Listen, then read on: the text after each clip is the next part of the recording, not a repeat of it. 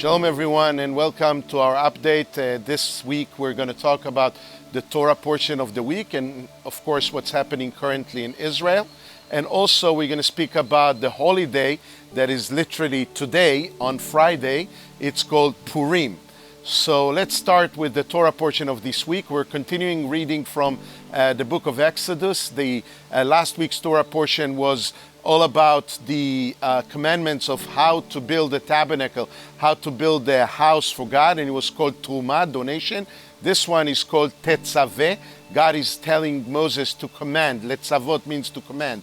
He tells Moses to command the people of Israel to continue the work and their pursuit towards a better society, towards the continuation of the building of the tabernacle of God. And also he commands them how to treat the Kohanim, the priest, to actually take the family of Aaron, the brother of Moses, and you remember they come from the tribe of the Levites, and to dedicate them to be priests, Kohanim in the temple. So with special garments and special ceremonies and a special way to do their sacrifices. Also God is commanding the people of Israel how to build up the tabernacle, but also the most important part are the two sacrificial places, which are the altars. One big altar, which would be the altar for the people of Israel, the main altar for the temple itself, for the tabernacle, where the people are bringing their sacrifices and praying to God and praising Him. And the other one would be a smaller altar made of gold, pure gold, and this would be for the special incense.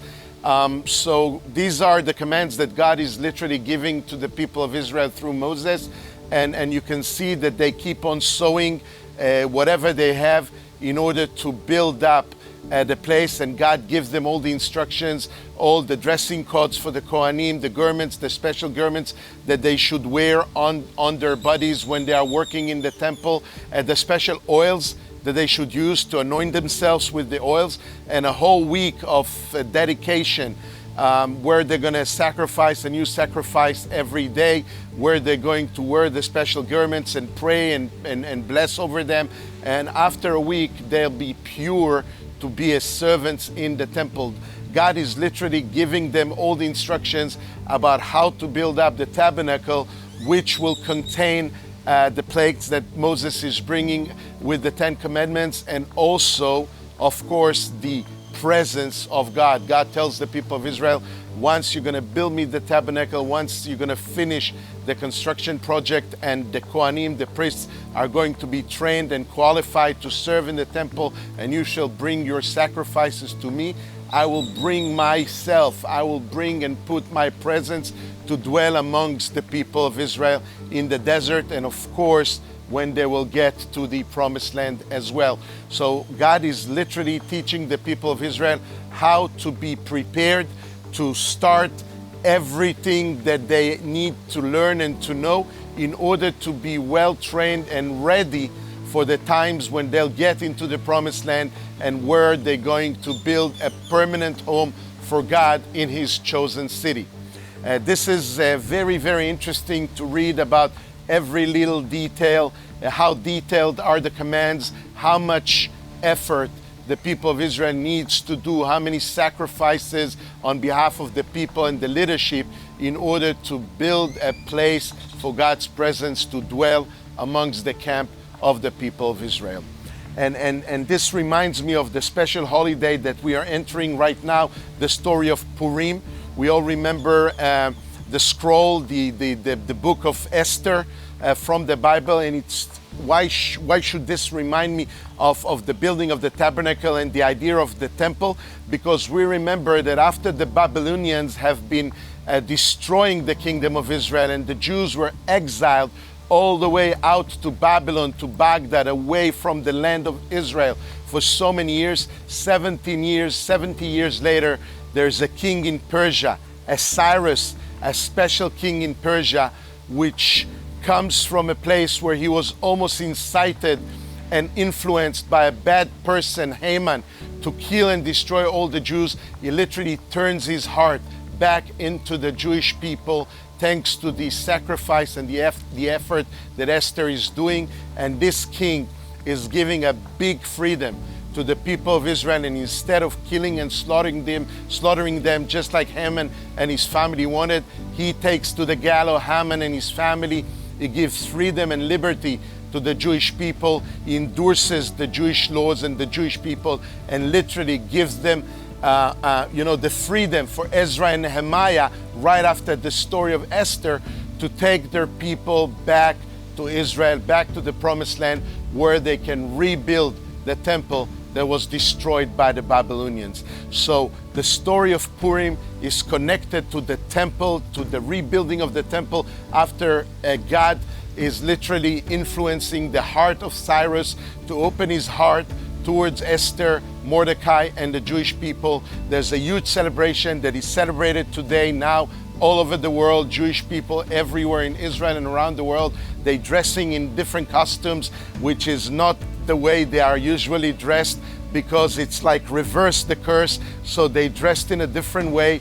They celebrate. They even commanded to drink until they're drunk and they cannot even remember their names or who they are, because this is exactly what happened in Persia.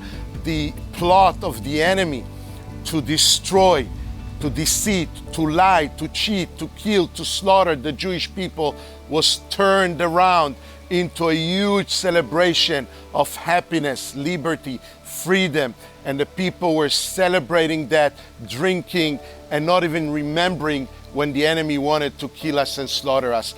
So this is so well connected to the fact that right after that, Cyrus, this beautiful king, gave freedom and literally enabled the Jewish people to return to Zion after over 70 years of slavery and of terrible life in the hands of the Babylonians. Cyrus of Persia came and gave us liberty. That's the beautiful celebration of Purim, with drinks and lights and rattles and music, and people dress up just like Halloween. Beautiful celebration that we are seeing right now all over the Jewish synagogues, all over the Jewish homes and streets, everywhere. We remember how God is acting on behalf of the Jewish people, and every time, again and again, liberates us from slavery, from suffering, into a great freedom. So the other thing that is really important for me to talk about is the fact that we are, again, still dealing with the lockdown in Israel, still dealing with the problems. The airports are closed. Very, very few people can go back home. In the beginning, they said about 2,000 people can return daily. Now they're reducing the numbers to 200 only. Many flights has been canceled. It's really causing a huge problem. Big problems in Israel, and a lot of lack of trust between the people and the government. We're entering into a season of elections. We're literally inside already within a season of elections. On the 23rd of this month coming up, March, just less than a month from now, the people are going to the polls to vote. And I'm very much afraid that they will look into the situation now and the way that the COVID crisis has been dealt with and managed. And I'm very much afraid that many people will think that Benjamin Netanyahu was literally failing in his way to deal with the pandemic, with what's happening now. And I'm feeling, and it's very painful to me, that many people will vote against him, because there is enough and a lot of people that are stuck outside, just like us. We're stuck. We cannot go back home. They canceled our flight twice already, and we're hoping that on Sunday we will be able to get on a flight eventually, after 3 flights has been already canceled, and eventually go home, but we don't know. They're talking about the fact that people either will go to a forced a lockdown and quarantine, or they're going to put electronic bracelets on you to track you and to see that you're following the rules. This is really a terrible penetration into people's freedom, and there is a lot of resentment now. So we should pray for Netanyahu to have the right wisdom, and for his government to learn and to know how to treat the situation, because they're going to lose. And if they're going to lose, Israel is going to lose, because we'll be in a very dire situation if he's not going to be elected again. So I know that people are not into doom and gloom, and we hope that everything will be open. They also announced a new lockdown now for Purim, so people are not going out for big celebrations and huge gatherings.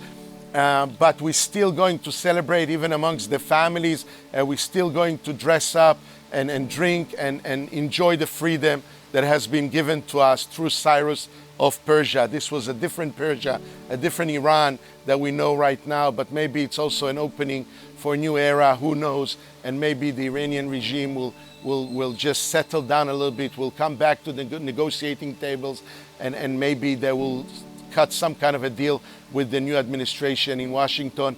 But I'm not very optimistic about that. I think that all they want is to follow up their walk with the devil and to target Israel and to target America. And I know that we will have to deal with that. But Purim was a miracle, and I know that God has a miracle in store for all of us to deal with Iran and all the enemies of God's people. I wish you all Shabbat Shalom, and I love you a lot, and I'll see you soon.